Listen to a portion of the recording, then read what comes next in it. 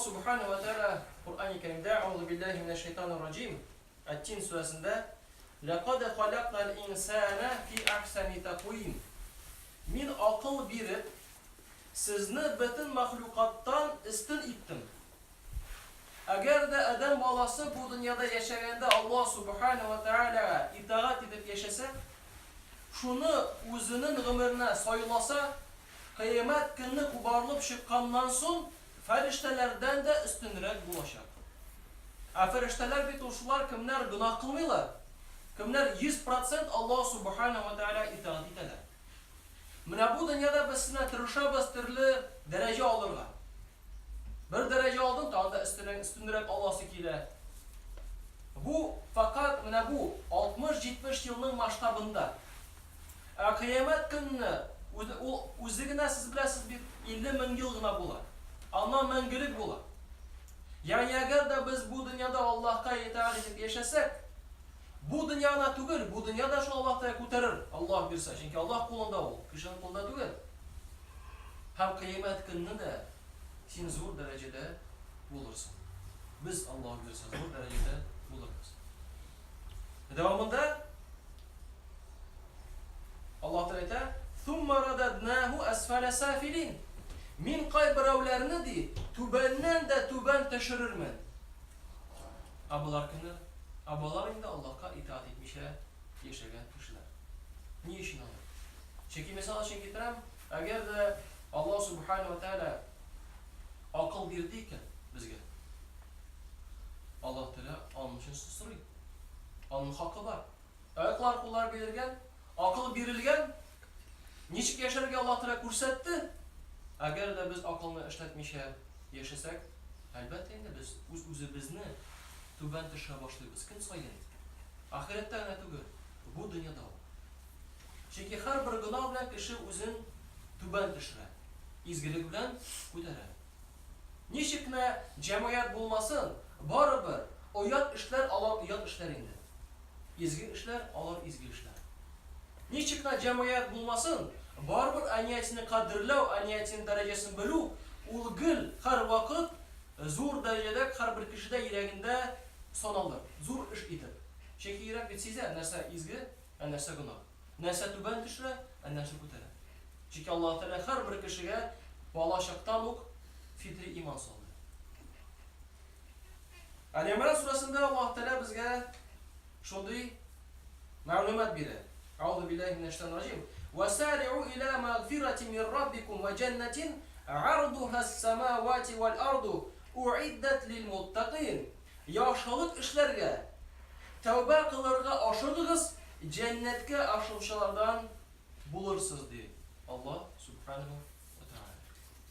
Hazır Ramazan ayı. İzgilik kılıp, izgilik orta acır yağından. Tevbe kılıp, Allah'dan gafur sırap, faydalansak özümüzge kaytar. Neden için bu bizge kirek diyende, Allah Teala Kur'an-ı Kerim'de bizge cevap verir. Euzubillahimineşşeytanirracim. Ya eyyühellezine amenu kutibe aleykumus-siyamu kema kutibe alellezine. Münemde tuktap falan. Anlaşaydım. Ey iman getirgen bendeler. Sizden aldağı kavimlerine şekilli farz bulgan gibi sizge de uraza farz edip kılındı. Urazalarınızı tutunuz. Maksat neydi? Mene ahırga sözler ayette.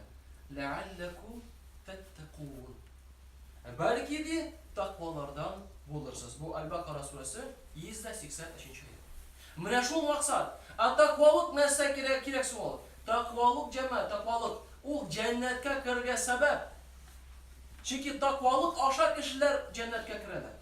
Şu an bu dünyada biz uraza bulgan vakitte, ise başka fırsatlanıp, kubrak izgilik kılıp, istiğfar, tövbeler Allah'dan gafur sıraptırırsak, gelecekte özümüz şatlanırız.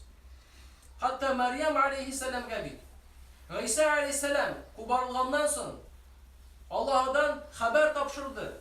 Sen hele gideceksin diye, tizden diye, Allah'dan gafur sıra diye Meryem'e.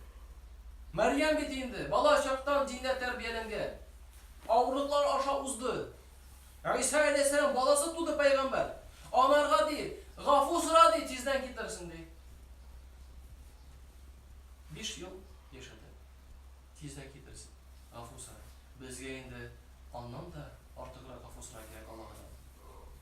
bir yaktan gafur sırap günahlardan şistanabız. İkinci yaktan yürekке lezzet kire. Üçüncü yaktan rızıgımız orta. İnşallah. Çünkü bu anı bilen beydi. Efendimiz Muhammed sallallahu aleyhi ve sellem bir hadisinde bizge haber veren. Kişiler Ramazan ayının bütün hasiyetlerin, sevapların bilselerdi, bütün yıl eğlenesi Ramazan ayı bulun idiler. Bir Ramazan ayı fakat aşağı üşü, hem cinsi münasebetten tıyılığına tügül, tamdan atıp kıyaş battan şeye kadar. Elbette o asıl, bundan dış izgilik kılın. Tillerimizni terbiye kılın. Çünkü Efendimiz Muhammed sallallahu aleyhi ve sellem şuna haber verir. Kim urazalı bula turup da yalgan, gaybetten tutalmasa, anın aş yerinin bir nindi fayda yoktu. Ama derbizini yaxşı turacağız. Elbette eğer de kişi yalgışıp gaybet silese yeyse, sugünüp jiberse, sonra da ben uraza tutmayayım çünkü ben sugündüm deyip aytırgat yiştiğir. Elbette uraza tutasın. Çünkü imanlı kişiler arasında iki türlü kişi var. Kimdir korkup izgilik kılar, kimdir korkup bir narsa işlemeyi. Birinci bulurlar gerek. Hur, lakin işle, tırış. Bir tapır bulmasa, ikinci tapır tırış, üçüncü bulmasa, dördüncü bulur, paygırma. Bir Allah Teala senin niyetini kurar. Eğer de senin niyetinde bulan bulduram tırışam desen, Allah Teala'sı bitir, paygırma. Dua kıl. Eğer de ey minan bulmayıp dursa, şimdi özüne nokta koydun tuğun musun? Kim bunda yunavat? Özün. Kim gayipli? Özün gayipli. Allah Teala Kur'an-ı Kerim'de ayet "Euzu billahi mineşşeytanirracim. وَالْكَاظِمِينَ الْغَيْظَ وَالْعَافِينَ عَنِ النَّاسِ وَاللّٰهُ يُحِبُّ الْمُحْسِنِينَ. Bu imanlı kişilerin sıfatları. Aşığınızı işe alınız, düşmanlarınızı gafu itiniz. Elbette Allah Teala iyilik kılganlarını siyedir. Ali İmran suresi 133. ayet. Kim bu? Ayda urazanın farzlığına ışangan, hem Allah rızalığını tilegen halde uraza tutsa, anın günahlarını Allah Teala pişirir. Onu pişirir. Tut uraza. Allah kabul eder. Ne bilsin ha? Özünçe bir benzapravka şekilde. Maşallah benzin bitti, benzapravka kırdın. Allah Teala bundan sana benzapravka bütün yılga bire. O maşinadan bizge üstündirek. Çünkü bu bizim turmuş turunda söz var. Ahiret turunda söz var. Bizim baxtimiz turunda var. Bu dünyada da keçikte de. Allah Teala Kur'an-ı ayet "Euzu billahi mineşşeytanirracim. Huvellezî ceale lekumul arda zelûlen femşû fî menâkibihâ ve kulû min rizqihi ve ileyhin nuşûr." Bu jirde yaşagız. Kasıp itiniz, işlegiz. Ama Allah huzuruna barasınızını unutmağız. El-Mulk suresi 15. ayet. Mine kıyamet günü kovarıp çıkandan sonra ne şu urazalar, ne şu gafusralar, izgilikler, her birisi bizge kirek bulaşır. Her birisi.